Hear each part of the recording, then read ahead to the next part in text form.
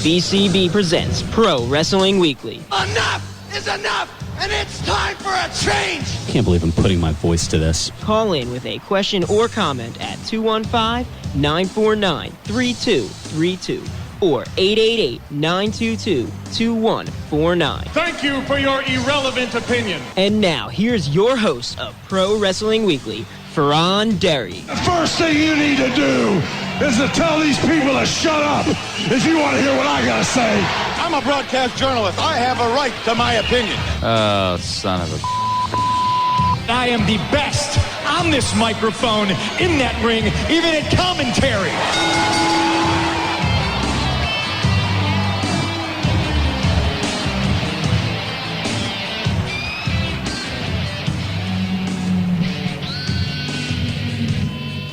There's the sound of the bell, and we are set to go. This is Pro Wrestling Weekly here on 1490 WBCB and online at WBCB1490.com. Fearon Derry here with you, talking all kinds of wrestling stuff. Kind of flying solo here for the moment. Well, as I have done the last few weeks, there's a pretty good reason for that. We'll get into that coming up, I guess, in a little bit.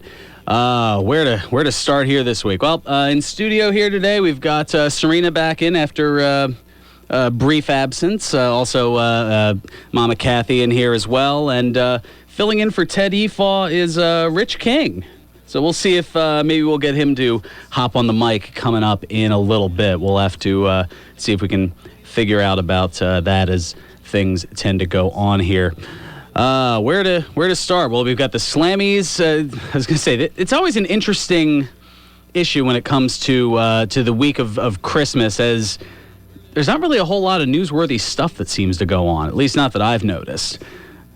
At least that's just from my personal takes. Obviously, we had the Slammy Awards this past Monday. We'll get into the silliness that was, for lack of a better term. We'll also get into, got some Ring of Honor news this week. A lot of that floating around. Some possible roster turnover going on there. We'll get into that. Also, a notable return for this Monday's Raw. Another film cameo for John Cena. Also, there's a possible or potential Mania 33 host city that's out of the running. Well, we'll get into that story coming up. The WWE stock quietly on the rise. I'll give you that story. One of the big stories coming out of the Slammies was more of who didn't attend as opposed to who did, because there were a lot of winners who couldn't be in attendance for whatever reason. Also, a WWE star set to appear on NBC's The Today Show not once but twice next week. We'll let you know who that is and what's going on with that, plus a new survey for the WWE Fan Council. We'll let you know what they're asking about and trying to see what they can do to turn things around. Plus, today being December 26th, Boxing Day, as it's known worldwide, referring globally to the servants and tradesmen receiving what's known as a Christmas box from their bosses or employers. Of course, I'm going to give it the Fearon twist and have it mean something completely different. So we're going to have a little fun with the term and look back at boxing in the world of professional wrestling. And there are a lot more links than you would think. Some more common than others and some a little bit rarer, with some interesting info, that stuff that I didn't even know. But now that I've found out about it, I figure I'll share it with you here over the course of the hour. So got that going on as well. I guess we'll get to the Slammies to kick things off first. It seems like there were more awards than there were matches, and I don't know, the crowd kind of felt deflated almost from the beginning because of it.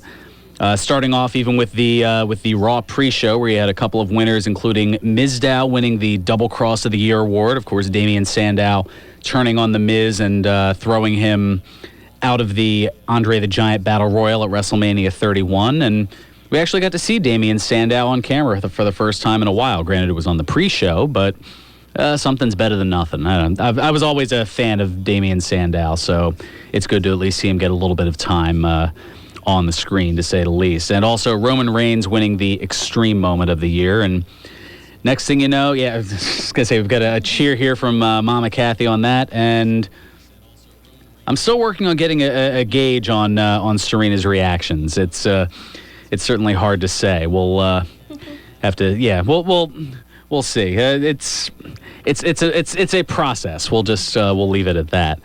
Other awards that have gone out: Neville winning the Breakout Star of the Year Slammy Award. Also, I don't know why this is a category. Well, I know why it's a category, but I also don't know why at the same time. The LOL Moment of the Year Award. That would be R-Truth winning that one. Callisto winning the OMG Shocking Moment of the Year. Of course, the move at TLC off of the ladder through another ladder that I'm still cringing just thinking about.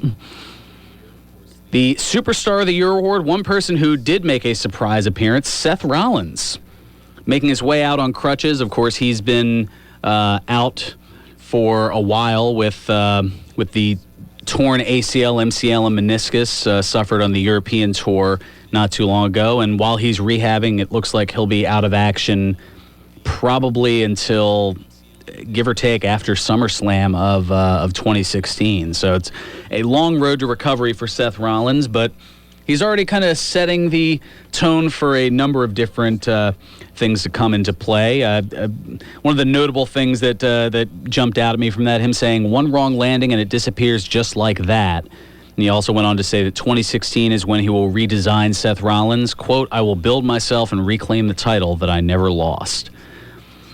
Also, another award that had me scratching my head, the Hero in All of Us Award, which was basically a way to get Coca-Cola as a sponsor, as mentioned on a previous program. So the nominees for that were Natalya, Roman Reigns, The Big Show, Titus O'Neil, and John Cena. And to the surprise of, I would imagine, no one, John Cena won the Hero in All of Us Award.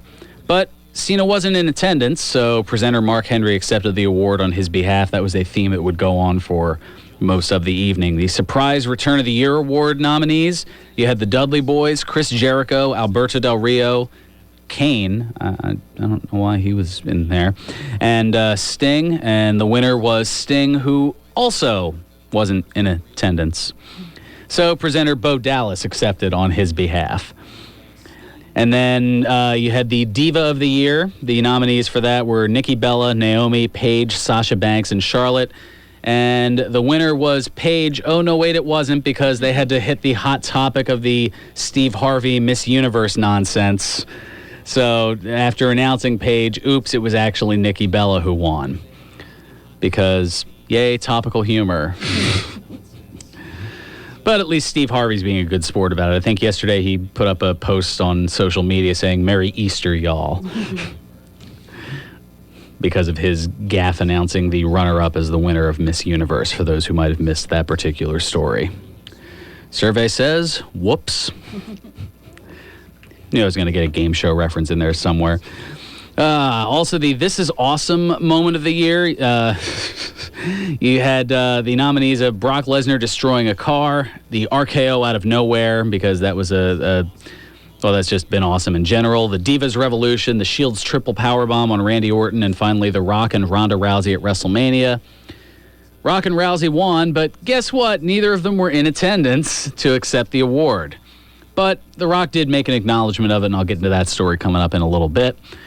And the Match of the Year candidates: John Cena, Seth Rollins, and Brock Lesnar from the Royal Rumble, which was a phenomenal match. I got to see that one personally, well, in person at the Rumble here in Philadelphia. Sting and Triple H from WrestleMania 31. That must have been for a laugh for somebody in the back. Either that or just the involvement of the NWO and DX. I guess that might be what they were going for. I don't know. John Cena and Kevin Owens from Elimination Chamber. Monday Night Raw match, a four-way match of Roman Reigns, Dolph Ziggler, Kevin Owens, and Alberto Del Rio. Or Brock Lesnar and The Undertaker from Hell in a Cell. The winner for that, Brock Lesnar and The Undertaker. Guess what? Neither of them were in attendance either. But Paul Heyman accepted on Lesnar's behalf. And I think Lesnar not being there was probably the most surprising, considering that Raw was in Minneapolis, Minnesota, which is basically where Brock Lesnar lives. I mean, he's in a suburb of Minnesota, or of Minneapolis, not too far away, but it would have been nice to have him have an appearance. And when his music hit, the crowd erupted for pretty much the first time all night. But then Heyman came out and said that Lesnar wasn't there to accept awards. He was there to fight, and nobody was there able to take it, or nobody wanted any part of Brock Lesnar. So that turned the crowd back to sitting on their hands for a lot of the awards ceremonies. Yes, definitely. All right, we'll take care of our first bit of business, and we'll come back and get to Ed from Northeast Philly on the line. A lot of news, notes, and whatnot. We'll also let you know why Lucas is conspicuous by his absence, just to mention a few things.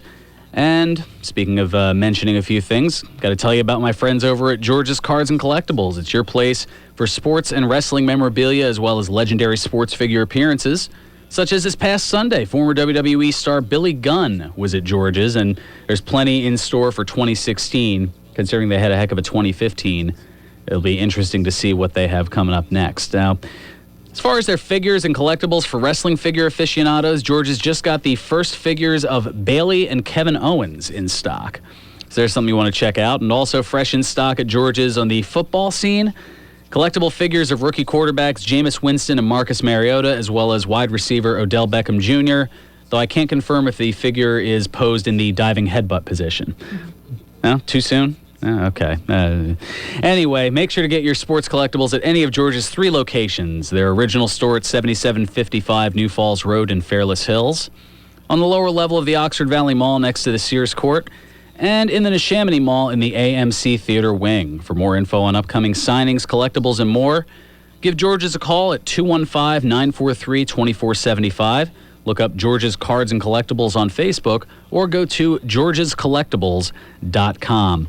Coming back with more here on Pro Wrestling Weekly on 1490 WBCB and online at WBCB1490.com.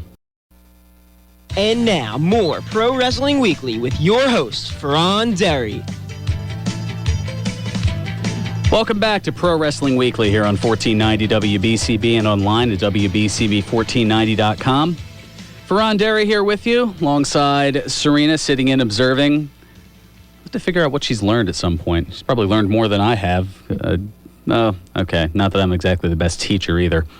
I'm sure Lucas would agree to that. Now, speaking of Lucas, conspicuous by his absence once again, because there was no training down at the factory yesterday for Christmas, they decided to have a training session this morning from 8 until 12 noon down at the factory in Paulsboro. And as much as I wanted to attend, I had my obligations here at WBCB, not only with this program, but with Chart Toppers and the Italian American Hour earlier this morning, hence why I've been here since 5 o'clock this morning.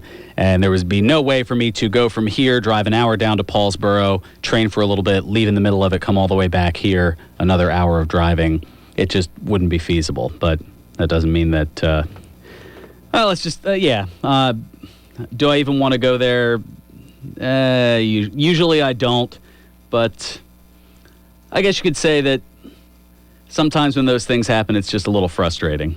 Frustrated isn't the word for it. This is bullshit. So much injustice around here. I've had it up to here. You tell him, Brett. He speaks for all of us when it comes to those things. How's that for holiday spirit, huh?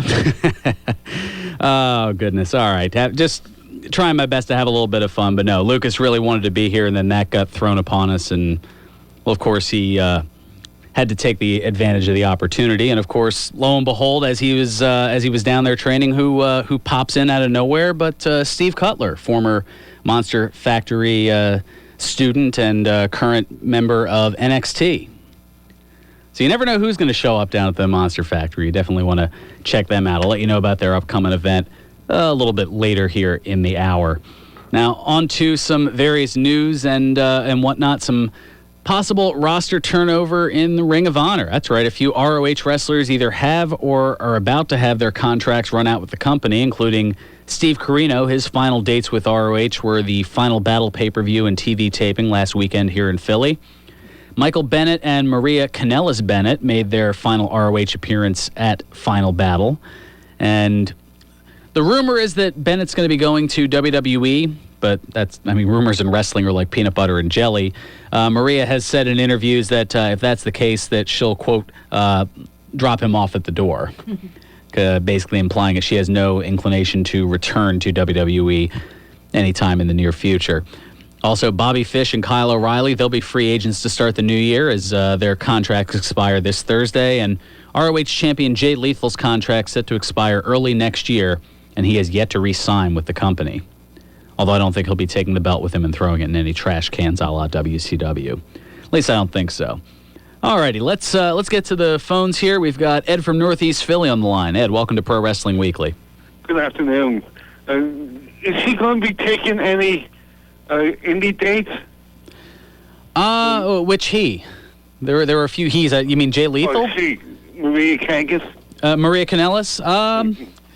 I don't know. I'm not exactly her booking agent, but no, I guess it all depends on where he goes, and that's one of the trials and tribulations of being a married couple, both in the professional wrestling business, is being able to work out the business as well as your personal things together. So I don't know whether she'd be taking separate bookings. I guess a lot of that depends on where her husband ends up. So that's it's hard to say. I mean, a lot of that I think is going to be depending on what happens with Mike Bennett. She's been married over a year, I heard. I'm sorry?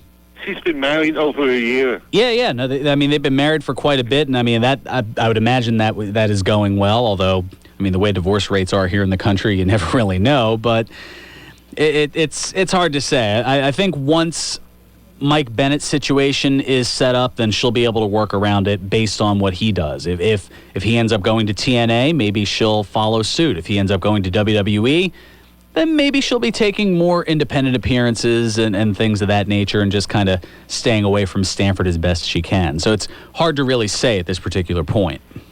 And Shawn Michaels is going to be in Philadelphia April 16th. Yes, that's it. There's going to be a huge deal going on April 16th. I was looking to get a little bit more info on it before bringing it out there. Plus, I wanted to go over some things with Rob of RF Video, who's putting that all together. But it's the Icons of Wrestling event, and it's going to be at the 2300 Arena on April 16th. And a litany of names are going to be at this, including, as you said, Shawn Michaels, Ricky Steamboat, Billy Gunn's going to be there. I mean, those are just to name a couple of the names. And that's going to be hopping that night. Yeah, just the event in its entirety. I mean, it starts at 9 in the morning and goes until 3 in the afternoon, and I believe they have an event going on later that night as well. House of Hardcore is going to be there. So yeah, that'll be a jam-packed day, and I know that even the Monster Factory is going to be involved in that, as the Monster Abyss is going to be appearing at that. Abyss, as you may or may not know, is the current Monster Factory heavyweight champion after the event 2 weeks ago. So yeah, he'll be in the house, and he'll be at the Danny Cage table there. So you definitely want to check that out. As I get more information on the other names and whatnot, and go over the various promotions, then I'll bring that to you. But it's also in April, so there's plenty of time to talk about it. But yeah, if you want more info on the various packages that are available, as far as, let's say, Shawn Michaels, you can check that out at rfvideo.com. And for the tickets to the House of Hardcore show that night, you can go to houseofhardcore.com for more information on that. WWE's in town on the East Coast again. Allentown on the 28th at the PPL Center. Yeah, that would be this Monday. It's weird that they're doing a split squad for a Monday night show, because Raw will be at the same time at the Barclays Center in Brooklyn this coming Monday night. Tonight they're in Madison Square Garden. Yes, they're in the Garden tonight. And Baltimore on Tuesday. Yeah, so I mean they're hitting the Mid-Atlantic area a little bit after having Raw here in Philadelphia a couple weeks ago. And do you know anything about those tickets, about if they're on sale yet for the next show? Not that I've heard of, no. I think they messed up again with giving out tickets. Which they? The WWE. Well, I was going to say, they have a lot of different things that they're working on. Maybe they were too busy putting together the Slammy Awards, so I'm not 100% sure there. And Ashley Marinaro and China are going to be in Joplin, Maryland, at the MCW Arena. Ashley Massaro. Okay, it took me a second here, and I was going to say, let me correct myself here because I don't want to give out misinformation. As far as tickets to the HOH show, it'll be houseofhardcore.net. Very important to get that distinction down. Houseofhardcore.net for your tickets to the upcoming show, April. Huh? How was your Christmas?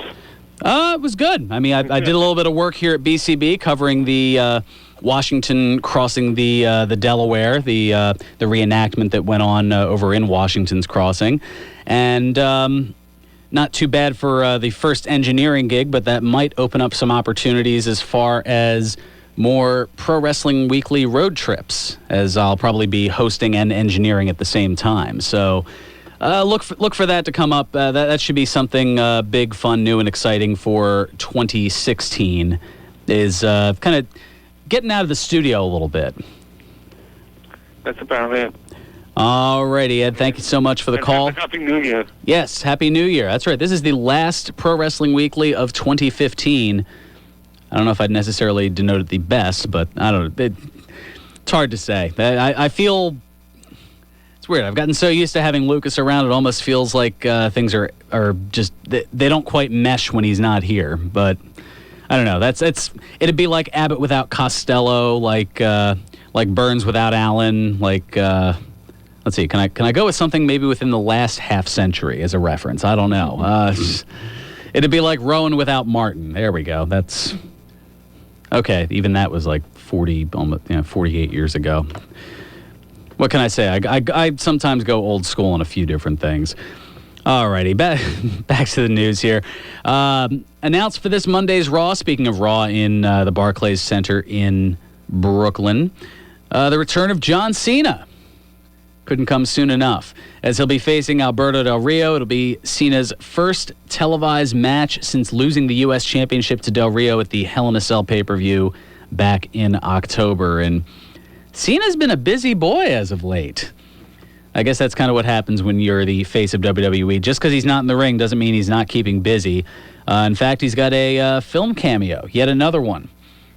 He keeps popping up into the movies as of late. Even though he isn't starring in them, he's got another cameo. In addition to his role in the movie Sisters, Cena appears in the newly released movie Daddy's Home, starring Will Ferrell and Mark Wahlberg. I think that's the one where, what is it? I think one of them's the stepdad or whatever, and they're kind of competing with each other.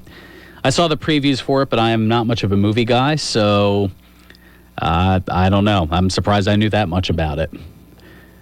For that same reason, I have also, I'm not concerned about spoilers because I don't think I'll be seeing the new Star Wars movie as everybody and their brother, sister, and otherwise seem to have. I'm going to be that rare exception that hasn't. Oh, well. And also, the WWE star set to appear on the Today Show. Well, of course it's John Cena. NBC announcing the schedule, and Cena will be appearing on 2 episodes next week of the Today morning show. He'll be on Today from New York City this Monday morning at 9 o'clock Eastern, prior to his in-ring return on Raw from Brooklyn. His hour will include, these are interesting topics, life-lengthening health advances, Today food, and hacks to taking down your Christmas tree. These are I guess when you have a... that's like the morning talk show fodder that, I'd say fodder, but it's obviously worked for them for the better part of the last, 60 years that Today's been on the air. And I shouldn't rip them too much, considering that I think I've gotten where I am because I look a lot like Bryant Gumbel. So we'll see. At least without the beard. Also, after Raw, so yeah, think about that. Being on the Today Show for a 9 o'clock appearance, and then doing Raw later that night in Brooklyn, and then getting back up early the next morning to be back on the Today Show Tuesday morning. Still think it's cool to be John Cena? Well, yeah. It's a lot of hard work, but I guess it would be cool otherwise. But Cena will return to the Big Apple to appear on Tuesday morning's edition of Today, also at 9 a.m., and that hour will include New Year's Eve food hacks. Natalie Morales gets read by Long Island Medium. And Today Animals with Corbin Maxey. Riveting stuff. But I'm sure people will be tuning in to see Cena. Kind of in the same way, and I don't know how many of you caught this, but yesterday morning on Live with, I almost wanted to say Regis just out of habit, but Kelly and Michael, because it's now Michael Strahan and Kelly Ripa, there was a Christmas karaoke sing-off with The Rock. I don't know if you'd necessarily caught that or not. So I'm sure you can look that up on the YouTubes or at least on the Googles or something of that nature. Yes, I'm intentionally saying it that way. I know. Also, with Raw being in Minneapolis this past Monday and being tortured with all of these slammy nonsense on the heels of getting the Christmas week episode of Raw in Minneapolis last year and dealing with Ho-Ho Hogan and all the other amazing what a difference a year makes, right? We go from Ho-Ho Hogan to Hogan Who, based on everything that's going on with that. But with Raw being in Minneapolis, the city was abuzz with excitement of a possible announcement of WrestleMania 33 coming to the Twin Cities. No teaser or announcement came about, and Jim Ross posted in his JR's Barbecue blog that, quote, apparently Minneapolis is no longer in the hunt for the 2017 WrestleMania as was once rumored. That's yet to be confirmed, but that's what I'm hearing, end quote. The reason Minnesota was so heavily rumored to be the host city is because of the new U.S. Bank Stadium, home of the Minnesota Vikings, being scheduled to host the Super Bowl in 2018. Now, with WWE's recent trend of beating the NFL to newer venues in recent years, such as WrestleMania 29 in MetLife Stadium in North Jersey, East Rutherford, New Jersey, and this year's WrestleMania in Levi's Stadium in Santa Clara, California, where the Niners play prior to the upcoming Super Bowl, 6 weeks from now, it was presumed that WWE would attempt the same in Minneapolis. I'll cross my fingers that they'll be coming here to Philly, but I doubt it'll happen. That means having to work with the Eagles. Well, because they'd have to have it at Lincoln Financial Field. I mean, they are long past the point of having indoor either basketball or hockey type arenas, so the Wells Fargo Center wouldn't be enough to house the people, the amount of people who'd be interested in WrestleMania. They're not anymore. They've expanded beyond that, and now they're averaging 50, 60, 70,000 people each year. So that would be an ideal venue for Lincoln Financial Field to host. It's just a matter of whether they actually get that done. But again, I'm not feeling too confident on that. Now, speaking of the Slammies, Dwayne "The Rock" Johnson, he took to Twitter to express his thoughts on winning a Slammy with UFC star Ronda Rousey for their role at WrestleMania 31 earlier this year. He tweeted, quote, "Thank you, WWE Universe, for this dope Slammy award. Rock and Ronda was a once-only lifetime moment for the fans that required a lot of people behind the scenes working hard to make this historic moment happen. Thank you, guys. You know who you are.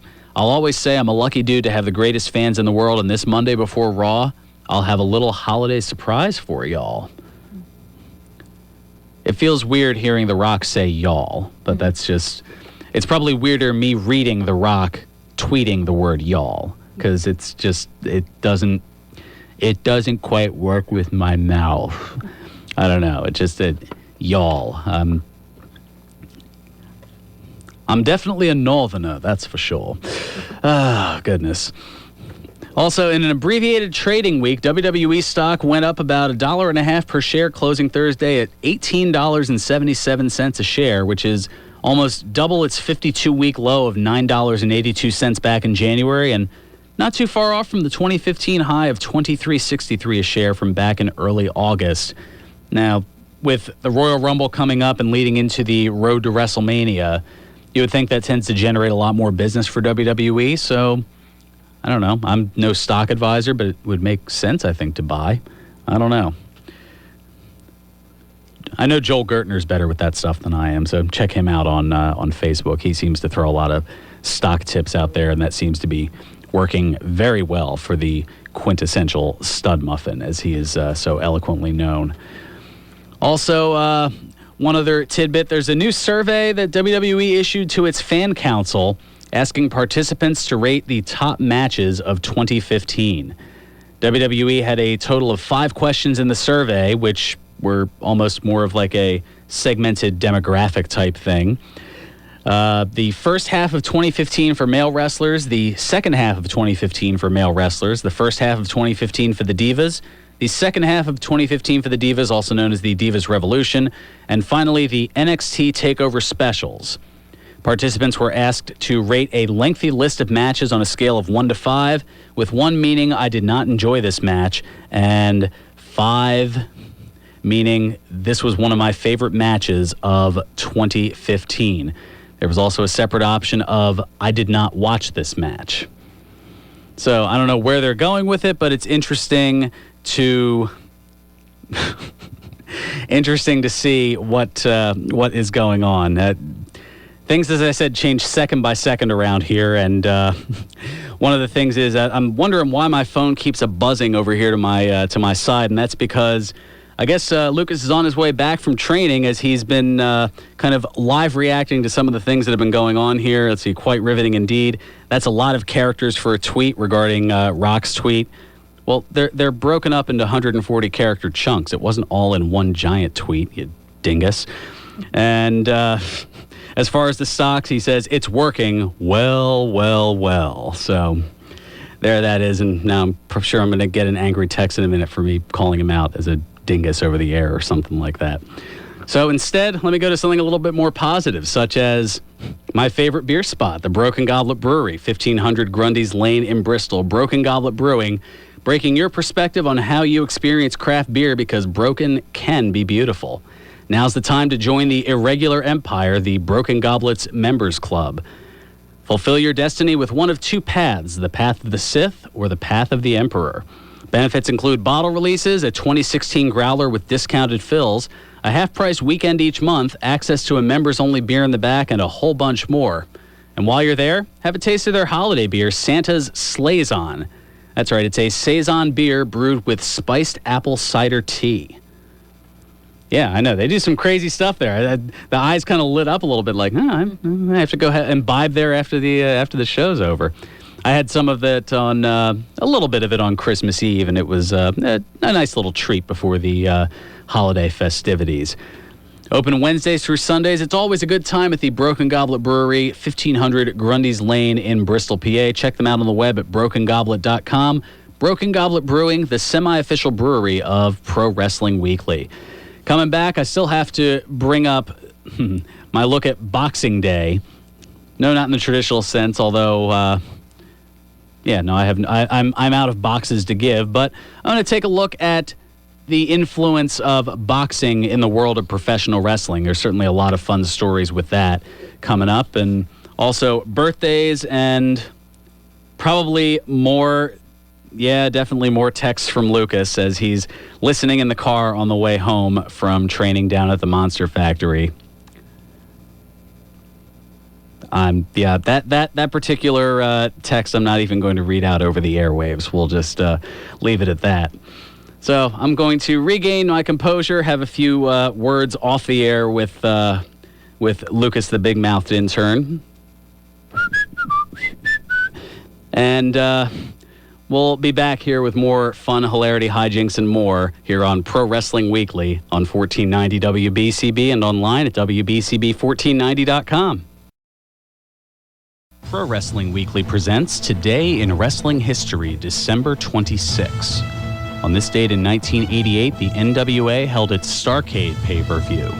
In the main event, Ric Flair pinned Lex Luger to retain the NWA World Heavyweight Championship. On this date in 2004, Ring of Honor held its final Battle Supercard. In the main event, Austin Aries pinned Samoa Joe to win the ROH World Heavyweight Championship. On this date in 2005, WWE Monday Night Raw aired live from Bridgeport, Connecticut. In the main event, Kane defeated Antonio and Romeo in a handicap match in 27 seconds to win a Beat the Clock challenge. On this date in 2011, WWE Monday Night Raw aired live from Chicago, Illinois. In the main event, CM Punk defeated Jack Swagger but lost to Dolph Ziggler in a gauntlet match. This has been Today in Wrestling History, December 26.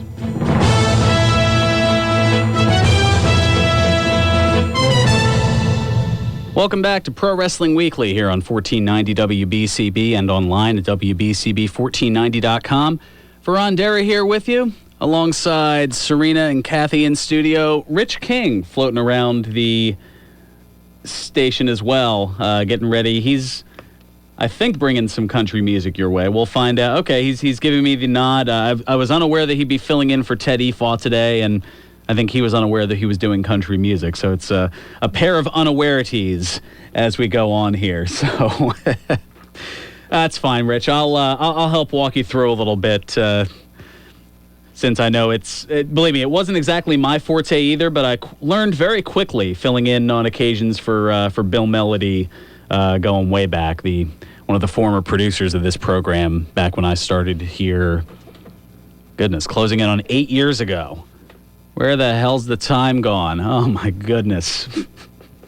8 years. All right. So let me apparently Lucas is in via satellite, at least, I guess, a satellite text messaging, because instant feedback is fun. So we'll see with some of these things here. Gonna look back, as I said, with the day after Christmas being Boxing Day, referring globally to servants and tradesmen receiving what's known as a Christmas box from their bosses or employers. No, Lucas, you already got yours. I figure I'd have a little fun with the term and look back at boxing in the world of professional wrestling. So, various instances where the two worlds have kind of collided. One of the more notable ones going kind of way back, you got to go back to June 26, 1976, Muhammad Ali against Antonio Inoki. This match, well, it ended in a draw after 15 rounds, as Inoki spent the majority of the match on his back, kicking at Ali's legs. Yeah, it was one of those that a lot of hype, but not a lot of delivery. Also on the undercard, Andre the Giant took on boxer Chuck Wepner, who Wepner had lost to Muhammad Ali in a boxing match a year earlier. And Wepner is the boxer that Stallone based the movie character Rocky Balboa off of. Speaking of which, yeah, of course I've got distractions from Lucas the intern. That's what I've got. No, you're not getting the Jelly of the Month Club. You no good. Okay, no, I can't get into that rant over the air. But you know the one. Rocky Balboa against Thunder Lips. Although fictional, this was the kickstart for Hulkamania, as Hulk Hogan's appearance in Rocky III made him a star in the AWA, and that stardom reached another level upon joining the World Wrestling Federation in 1984. Also, from the Hulkamania era, Mr. T and Roddy Piper from WrestleMania 2, the star of the NBC show The A-Team, squaring off with the Hot Rod in a boxing match that, not surprisingly, ended in disqualification when Piper body slammed Mr. T. Yeah, it brings back some memories. Mm-hmm. And to show that I'm not just all kind of focusing on, one particular organization or another, here are a few kind of lesser-known ones. Scott LeDoux against Larry Zbyszko from AWA Wrestle Rock back in April of 1986. You're probably thinking, Scott who? Yeah, Scott LeDoux, a boxer known as the Fighting Frenchman back in the 70s, but by 86, he had retired from boxing and become an AWA referee. So refereeing certainly a thing. Zbyszko wasn't exactly fond of his work, though, and eventually attacked LeDoux, setting up a boxing match for Wrestle Rock 86. No surprise as to how this one ended. Zbyszko was disqualified in the match. And also a little bit of gridiron crossover. Mark Gastineau against Derek Dukes.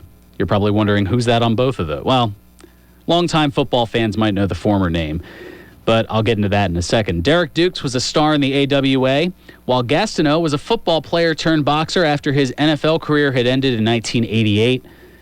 He was a very popular, I think, 5-time All-Pro defensive, one of the defensive linemen, and for a long while held the record for most sacks in a season, with 22 before it was bested not too long ago by Michael Strahan, the now host of the Live with Kelly and Michael show. See how it all kind of sort of comes full circle or something like that? Anyway, Gastineau won the boxing match by knockout in the first round, but it was later revealed that this and several other of Gastineau's fights were fixed. You don't say. Here's one that wasn't fixed, though. Butterbean and Bart Gunn from March of 99. WrestleMania 15, I remember it well because I was there live for that. Butterbean making his second of 2 appearances for the Fed, this one in 99, the infamous Brawl for All match at WrestleMania 15. Butterbean legitimately knocked out Bart Gunn 35 seconds into the match. And shortly after the loss, WWE released Bart Gunn, adding insult to injury. But prior to that, Eric Butterbean Esch took on Mark Merrow in a tough man match at the In Your House Degeneration X pay-per-view in... As if I was waiting for Lucas to chime in with the text almost instantly. 97, because we all know it all goes back to 97. Butterbean ended up winning by disqualification. Again, no surprise there, when Merrow hit Butterbean with a low blow. Ouch. Now, here's one that I didn't realize, probably because my fandom had slipped in 2007.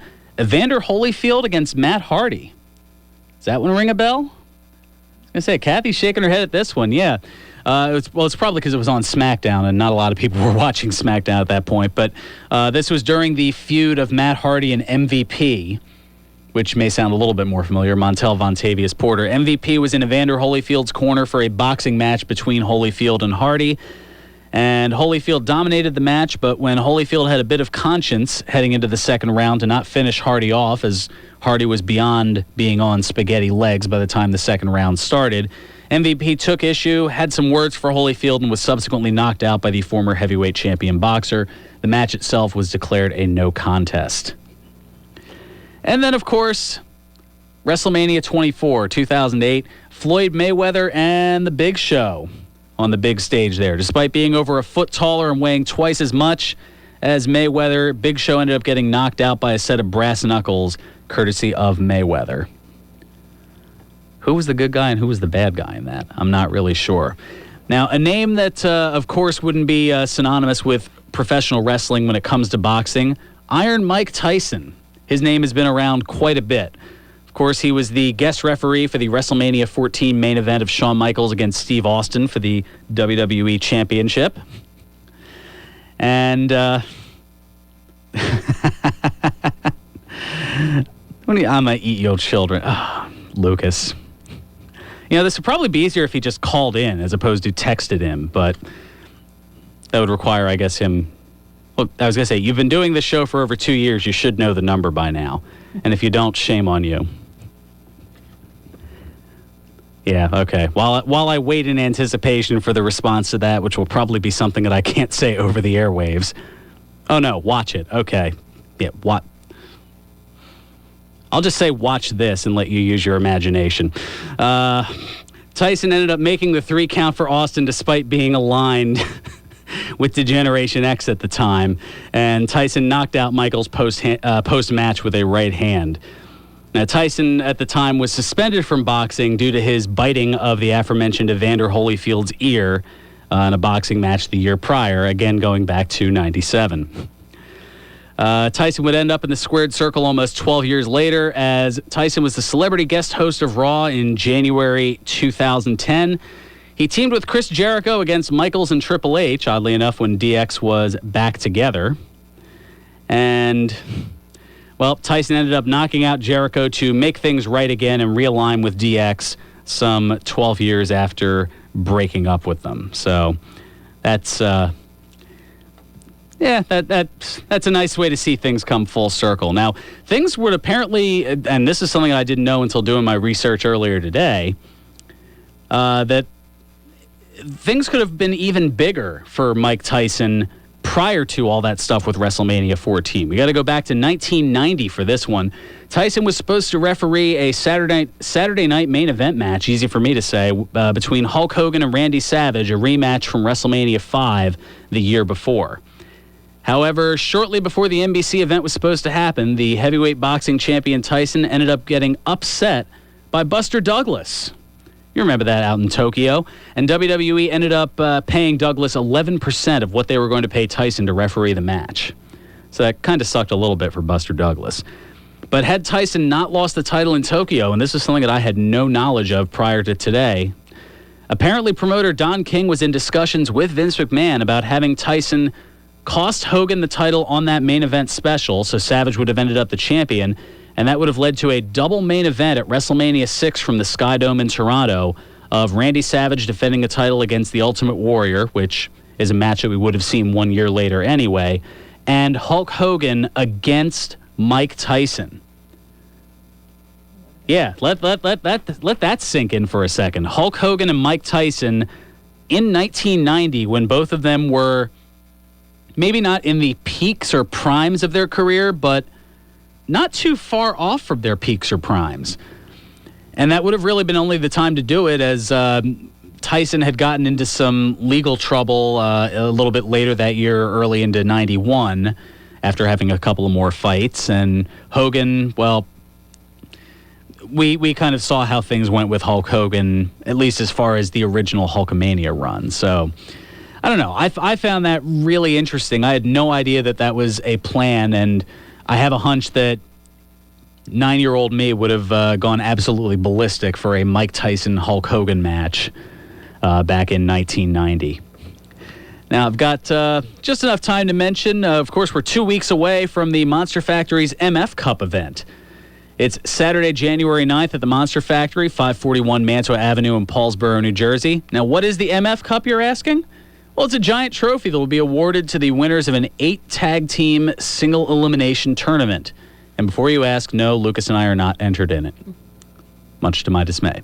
Tag teams already entered in the tournament, though, include South Philly's finest, the Xer Guys, the Down Boys, Team Pazuzu, Nick Westgate and Anthony Bennett, a high-flying team put together, and for one night only, a reunion of Shooters, Inc., as Matthew Riddle and Nick Camarado team up for the tournament as well. It's all going down at the Monster Factory, 541 Mantua Avenue, Paulsboro, New Jersey, Saturday, January 9th at 7 p.m., and you'll definitely see Lucas and I there, although don't talk to us too much because we'll be working at that point, because it is considered work. All right, we got a couple of minutes left here on this crazy show known as Pro Wrestling Weekly, and it's time for that thing that we usually do, and for that we'll actually go to Lucas for that. What time is it for? Birthdays, you jerk. Yeah, that's about what I pretty much expect from Lucas at this point. Hilarity and insults. I don't think I'd have it any other way, though. All right, so birthdays. On this date in 1921, Stephen Valentine Patrick William Allen was born. Who's that?